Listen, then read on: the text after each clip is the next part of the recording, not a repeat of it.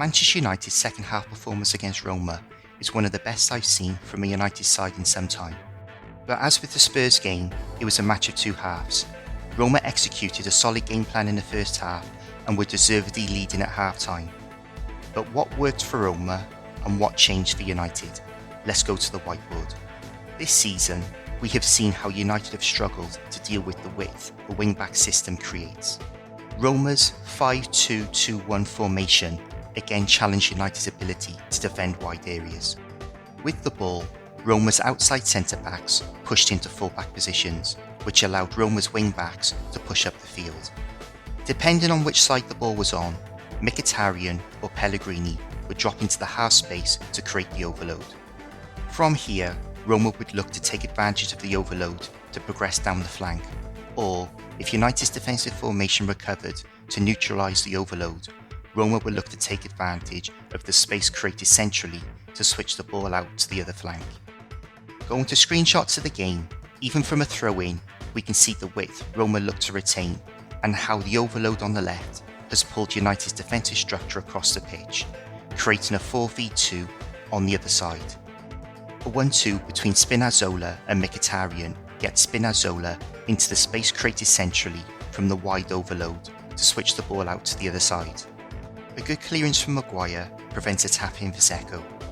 From a United perspective, Pogba and Cavani were the catalyst for all of United's attacking play.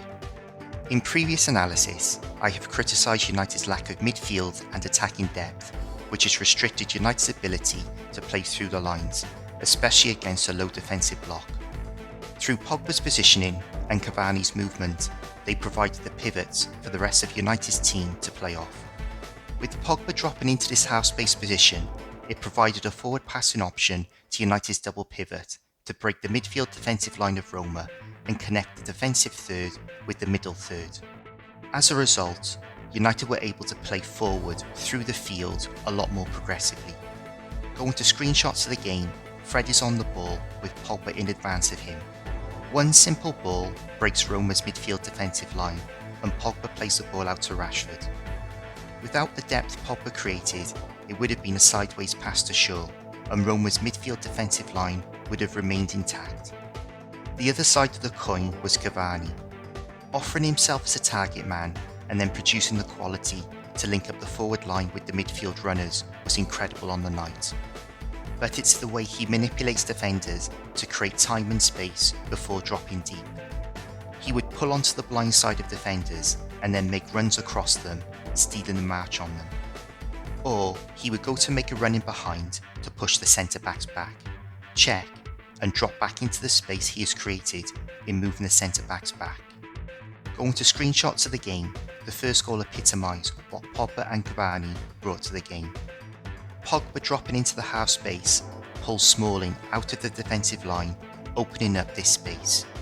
Cavani goes to make a run in behind, pushing the centre-backs back, but checks back out to receive the pass from Pogba. Having created the space for himself, he's able to slip a lovely ball through to Fernandes, who attacks the space vacated by Smalling, and Fernandes finishes brilliantly. During the commentary, Robbie Savage was persistent with his opinion that Fred should have been substituted for Greenwood and Pogba dropped back into the sixth position to control the game. This is why I completely disagree with his theory.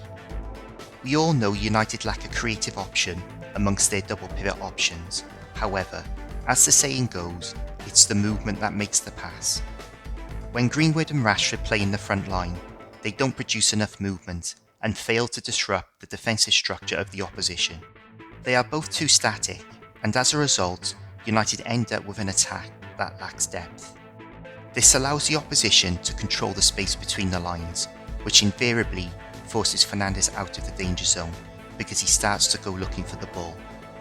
Without the movement to create passing options for Pogba, his passing ability almost becomes obsolete. But when he plays on the left, it's his positioning in the half space that allows United to play through the lines, which in my opinion outweighs the weakness of Fred and McTominay with the ball. The Devil's verdict is, barring a miracle, United will be in Poland on the 29th of May and will be favourites whoever they play. We have seen two stunning second halves from United against Spurs and Roma, where the catalyst has clearly been Pogba and Cavani. In my opinion, it recreates the argument as to whether Ollie is moving his team forward as a collective, or is it just the individual ability of United's match winners that paper over the cracks like the first half? With the potential to lose both players in the summer, what is really behind United's match winners? Let me know in the comments your thoughts on the game. Thank you for watching, and please like, subscribe and share, and I'll see you in the next video.